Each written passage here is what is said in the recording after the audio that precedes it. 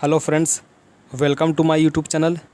स्वागत है आपका आपके अपने YouTube channel exam tech railway and SSC में। तो चलिए फ्रेंड्स, आज का वीडियो शुरू करते हैं। वीडियो शुरू करने से पहले मेरे चैनल को लाइक करें, सब्सक्राइब करें, शेयर करें। जैसा कि आप जानते हैं फ्रेंड्स कि पिछली वीडियो में मैंने मौर्य काल के बारे में वर्णन किया। मौर्य काल का बिहार के कुछ प्रश्न बताए हैं जो बिहार के लिए इम्पोर्टेंट प्रश्न है। अब तक मैंने सेट 4 तक प्रश्न करा दिए सोल्यूशन। आज सेट 5 होने जा रहा है। तो चलिए फ्रेंड्स, सेट 5 स्टार्ट करते हैं। वीडियो को फ्रेंड्स लास्ट तक देखिएगा। तो पहला प्रश्न है, मौर्य साम्राज्य के उपरांत मगध पर किस वंश का शासन स्थापित हुआ? तो मौर्य साम्राज्य के बाद मगध पर किस वंश का शासन स्थापित हुआ था? तो शुंग वंश का शासन स्थापित हुआ था। शुंग वंश का शासन काल 185 ईस्वी से 75 ईस्वी तक रहा। ये फ्रेंड्स इंपॉर्टेंट प्रश्न है। मौर्य साम्राज्य के बाद शुंग वंश का शासन मगध साम्राज्य पर रहा और इसका शासन काल 185 ईस्वी से 75 ईस्वी पूर्व तक रहा। अगला प्रश्न है, शुंग वंश का संस्थापक कौन था? तो शुंग वंश का संस्थापक पुष्यमित्र शुंग था। इसका शासन 185 ईसा पूर्व से 149 ईसा पूर्व तक रहा। शुंग वंश का शासन 185 ईसा पूर्व से 149 ईसा पूर्व तक रहा। फ्रेंड्स थोड़ा सा मिस हो गया। शुंग वंश का शासन काल 185 ईसा पूर्व से 75 ईसा पूर्व तक रहा। और शुंग वंश में पुष्यमित्र शुंग जो था, पुष्यमित्र शुंग का शासनकाल 185 ईसा पूर्व से 149 ईसा पूर्व तक रहा। अगला प्रश्न है, किस शुंग शासक ने पाटलिपुत्र में स्थित कुक्कुटराम विहार को 3 बार नष्ट करवाने का प्रयत्न किया था? शुंग वंश का शासक कौन था जो पाटलिपुत्र में एक कुक्कुटराम विहार था उसे 3 बार नष्ट करवाने का प्रयत्न किया था? तो पुष्यमित्र शुंग जो था, कुक्कुटराम जो पाटलिपुत्र में विहार के पाटलिपुत्र में कुक्कुटराम विहार को 3 बार नष्ट करवाने का प्रयत्न किया पुष्यमित्र शुंग ने। पुष्यमित्र शुंग ने ब्राह्मण धर्म को पुनरुद्धार तथा बौद्धों के साथ उत्पीड़क और आक्रामक व्यवहार किया। फ्रेंड्स अगला प्रश्न है, चौथा नंबर, पाटलिपुत्र पर यवन डेमेट्रियस का आक्रमण किस वंश के शासन के समय हुआ? तो शुंग वंश के शासन के समय पाटलिपुत्र पर यवन डेमेट्रियस का आक्रमण हुआ था शुंग वंश के शासन काल के समय। अगला प्रश्न है, पाटलिपुत्र पर डेमेट्रियस का आक्रमण कब हुआ था? तो डेमेट्रियस का आक्रमण 185 ईसा पूर्व में हुआ था। डेमेट्रियस का आक्रमण पाटलिपुत्र पर 185 ईसा पूर्व में हुआ था। अगला प्रश्न है, मगध में प्रथम ब्राह्मण राज्य स्थापित किया था, किसने स्थापित किया था?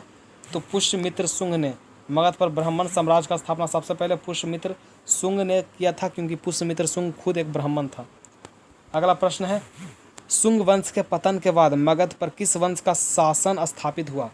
तो शुंग वंश के पतन के बाद मगध पर कन्ना वंश का शासन स्थापित हुआ। शुंग वंश का जब पतन हुआ तो मगध पर कन्ना वंश का शासन स्थापित हुआ था। कन्ना वंश का शासन 75 ईसा पूर्व से 30 ईसा पूर्व तक रहा। कन्ना वंश का शासन कब तक रहा? 75 ईसा पूर्व से 30 ईसा पूर्व तक रहा। अगला प्रश्न है, कन्ना वंश का संस्थापक कौन था? तो कन्ना वंश का संस्थापक वासुदेव कन्नव था। कन्ना वंश का संस्थापक वासुदेव कन्नव था। ये इंपॉर्टेंट प्रश्न है, हमेशा रेलवे ग्रुप डी वगैरह में, बिहार पुलिस में हमेशा पूछ दिए जाते हैं। शुंग वंश का अंतिम शासक देवभूमि, शुंग वंश के जो अंतिम शासक थे देवभूमि, उसकी हत्या करके वासुदेव कन्नव ने मगध पे कन्ना वंश की नींव डाली।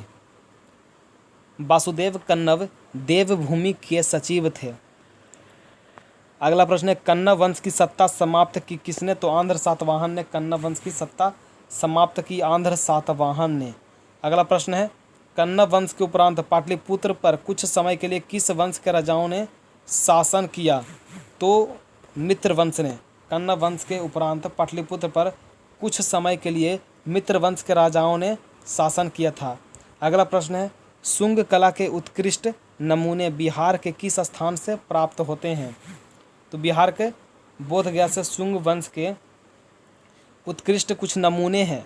शुंग कला के उत्कृष्ट कुछ नमूने हैं बिहार के जो बोधगया से प्राप्त होते हैं। अगला प्रश्न है, कनिष्क ने पाटलिपुत्र के किस बौद्ध विद्वान को अपने दरबार में प्राश्रय दिया था, यानी कि आश्रय दिया था? तो अश्वघोष को आश्रय दिया था। अश्वघोष कनिष्क का दरबारी कवि था। तो उसने पाटलिपुत्र के किस बौद्ध विद्वान? तो अश्वघोष को। पाटलिपुत्र के बौद्ध विद्वान थे अश्वघोष, उसे कनिष्क ने अपने दरबार में आश्रय दिया था।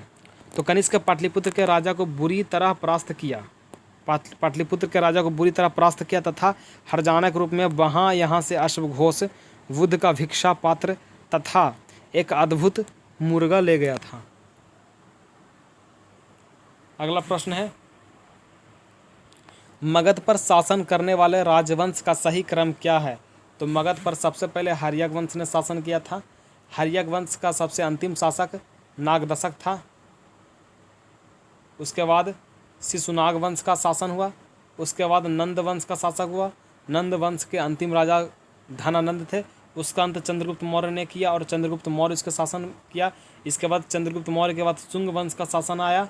शुंग वंश के बाद कन्ना वंश का शासन आया। तो हर्यक वंश के बाद शिशुनाग वंश के बाद नंद वंश के बाद मौर्य वंश के बाद शुंग वंश और शुंग वंश के बाद कन्ना वंश। ये था मगध पर शासन करने वाले राजवंश का सही क्रम।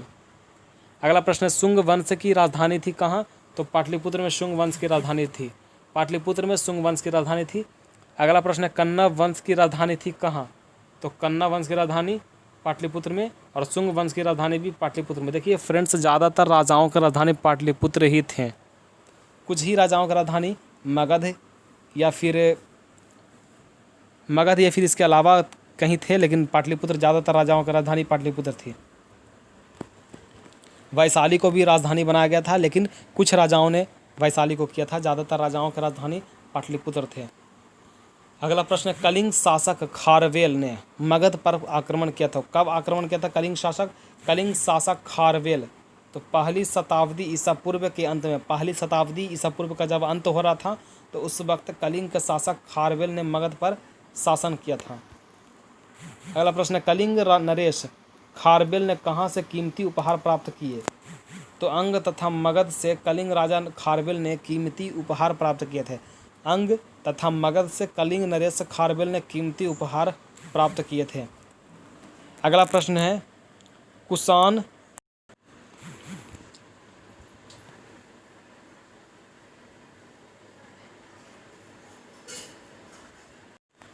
नालंदा में अवस्थित भारतीय विश्वविद्यालय में फाहियान किसके शासनकाल में आया था? तो चंद्रगुप्त विक्रमादित्य के शासनकाल में फाहियान, नालंदा विश्वविद्यालय, भारतीय विश्वविद्यालय में फाहियान जो आया था तो चंद्रगुप्त विक्रमादित्य के शासनकाल में आया था। अगला प्रश्न है, किसने यह वर्णन किया है कि मध्य भारत के सभी देशों में मगध देश में सर्वाधिक नगर थे? मध्य भारत के सभी देशों में मगध में सबसे ज़्यादा नगर थे। धनपतियों ने यहाँ चिकित्सालय बनवाए थे। यहाँ रोगियों को मुफ्त भोजन तथा दवाएं दी जाती थी।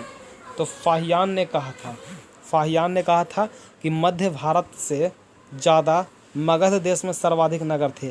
धनपतियों ने यहाँ चिकित्सालय बनवाए थे जहाँ रोगियों को मुफ्त भोजन और दवाएं दी जाती थी। अगला प्रश्न, गुप्त संवत का आरंभ होता है तो कब आरंभ होता है? तो 320 ईसा पूर्व में गुप्त संवत का आरंभ होता है। 320 ईसा पूर्व में गुप्त संवत का आरंभ होता है। अगला प्रश्न है, गुप्त निम्नलिखित शासकों में किसे भारत का नेपोलियन कहा जाता है? तो समुद्रगुप्त को भारत का नेपोलियन कहा जाता है। इंपॉर्टेंट प्रश्न है। अगला प्रश्न है, सौराष्ट्र और मालवा क्षेत्र की विजय किस गुप्त सम्राट ने की? तो सौराष्ट्र और मालवा क्षेत्र की विजय किस गुप्त सम्राट ने की? तो चंद्रगुप्त द्वितीय विक्रमादित्य ने। सौराष्ट्र और मालवा क्षेत्र पर विजय किस गुप्त सम्राट ने प्राप्त किया था? तो चंद्रगुप्त द्वितीय, जिसे विक्रमादित्य भी बोला जाता है। तो विक्रमादित्य या फिर चंद्रगुप्त द्वितीय ने सौराष्ट्र पर और मालवा पर विजय प्राप्त किया था। अगला प्रश्न है, प्रयाग प्रशस्ति का रचयिता कौन था? तो प्रयाग प्रशस्ति का रचयिता हरिसेन थे। अगला प्रश्न है, किस गुप्त सम्राट ने दक्षिण भारत में सफल सैनिक अभियान किए? तो वह गुप्त सम्राट कौन था जो दक्षिण भारत में सफल सैनिक अभियान किए? समुद्रगुप्त। दक्षिण भारत में किस गुप्त सम्राट ने दक्षिण भारत में सफल सैनिक अभियान किए? तो समुद्रगुप्त ने दक्षिण भारत में सफल सैनिक अभियान किए थे। अगला प्रश्न है, प्रयाग प्रशस्ति में किस सम्राट के विजय अभियानों की चर्चा? प्रयाग प्रशस्ति हरिसेन से संबंधित है। तो प्रयाग प्रशस्ति में किस सम्राट का विजय अभियानों की चर्चा हुई है? तो समुद्रगुप्त की। प्रयाग प्रशस्ति समुद्रगुप्त से संबंधित है। इसमें समुद्रगुप्त के विजय का अभियान की चर्चा हुई है। प्रयाग प्रशस्ति के लेखक है हरिसेन। अगला प्रश्न है, गुप्त साम्राज्य के पतन के क्या कारण थे?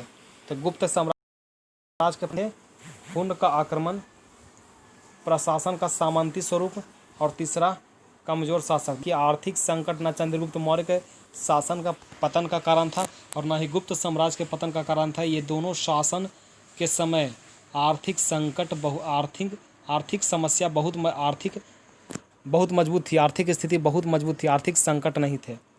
तो हुनों का आक्रमण, कमजोर शासक और प्रशासन का सामंती स्वरूप, ये 3 कारण थे गुप्त साम्राज्य के पतन के।